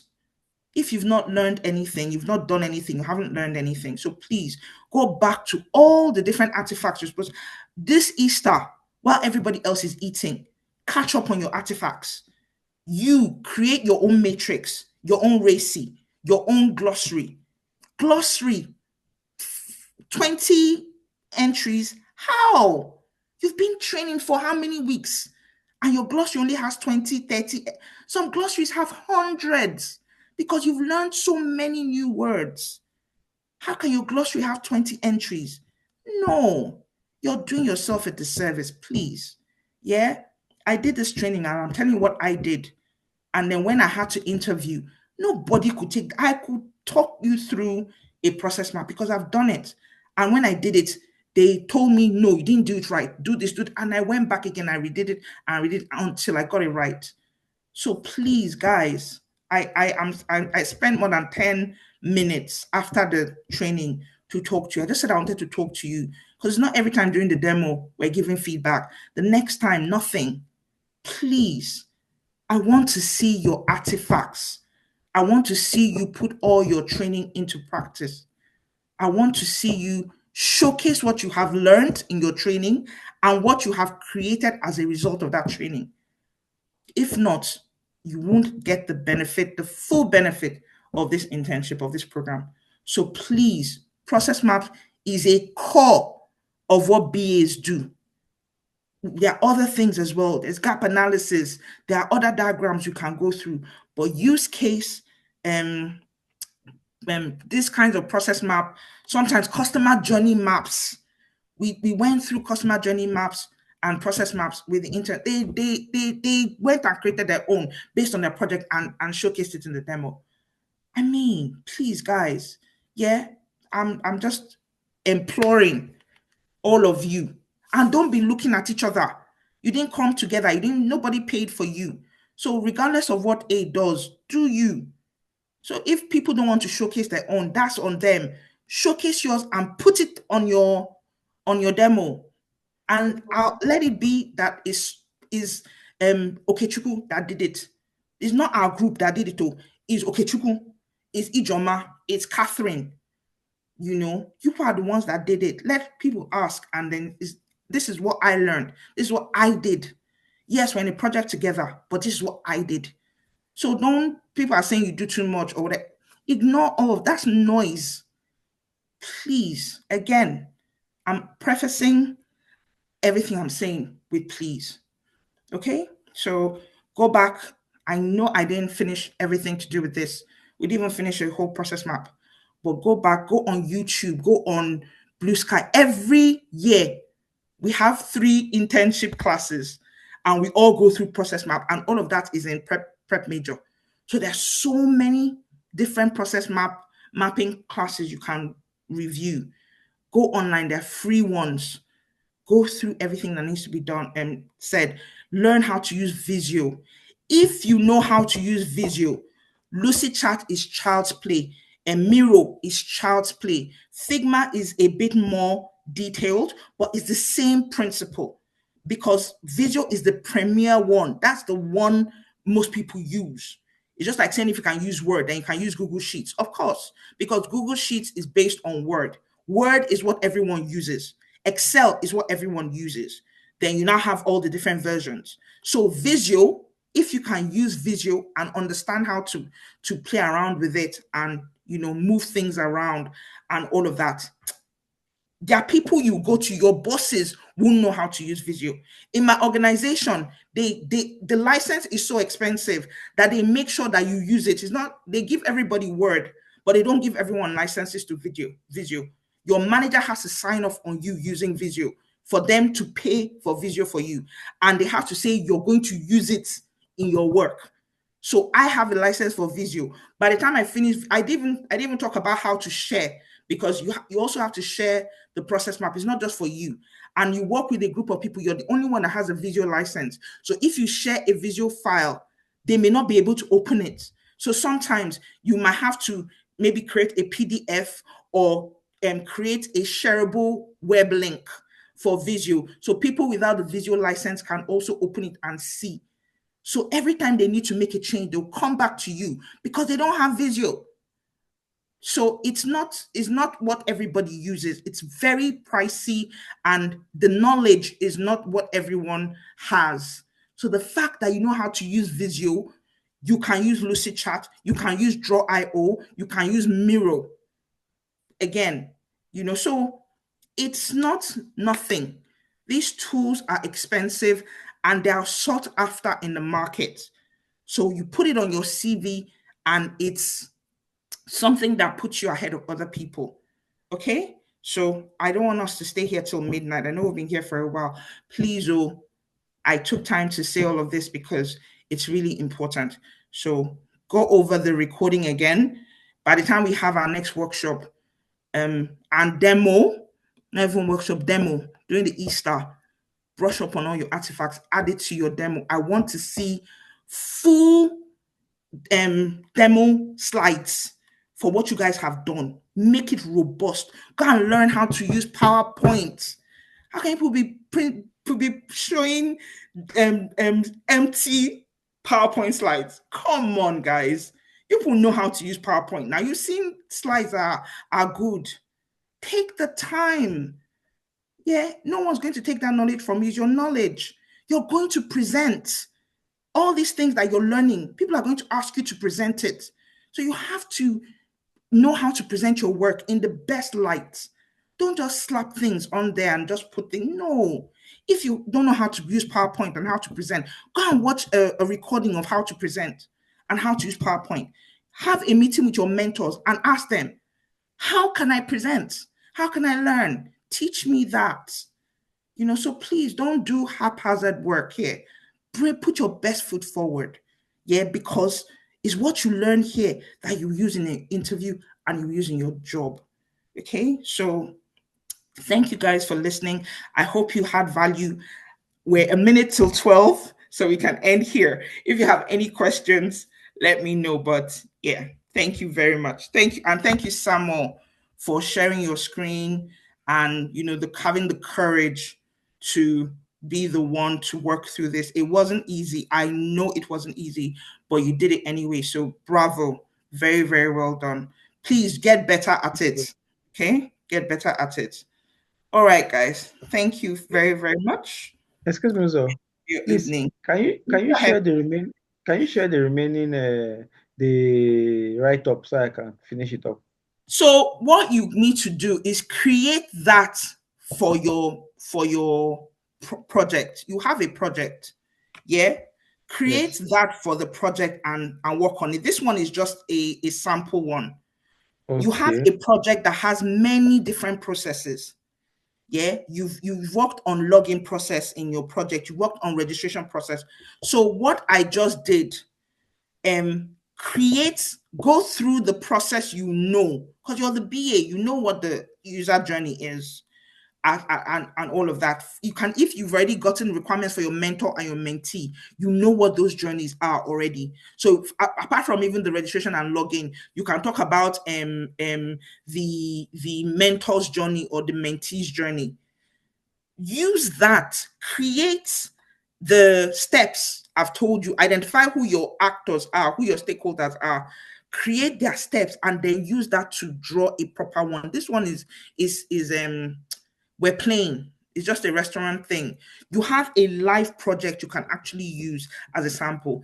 Work on that, finish it, then let's look at it together and say, okay, this is how you can make it better. Okay? Can we do that? Yes, we can. Brilliant. Let's do that instead. Thank you. Awesome. You're welcome. Thank All you. right, guys. Thank you so much for your time. Sorry, please, how do I save it? Say again? Or how do I save? Same way you always save in Word. It's still the same Word, Oh. whatever. So if you go to your file, see your save button there at the top. No, go back again. Go back. Yeah, go back. That arrow. So see your save at the top. That's your disk at the top. No, the next one, the pink one. There you go. That's save. So you name it like you save any other document on your system. Yeah. You're still sharing, though. We can see your bank account details. Please, wire money inside for me. Thank you. People take money. They don't give money. They take. Thank you. All right, guys. Have a good night, yeah? Thank you. All right, then. Bye. Bye.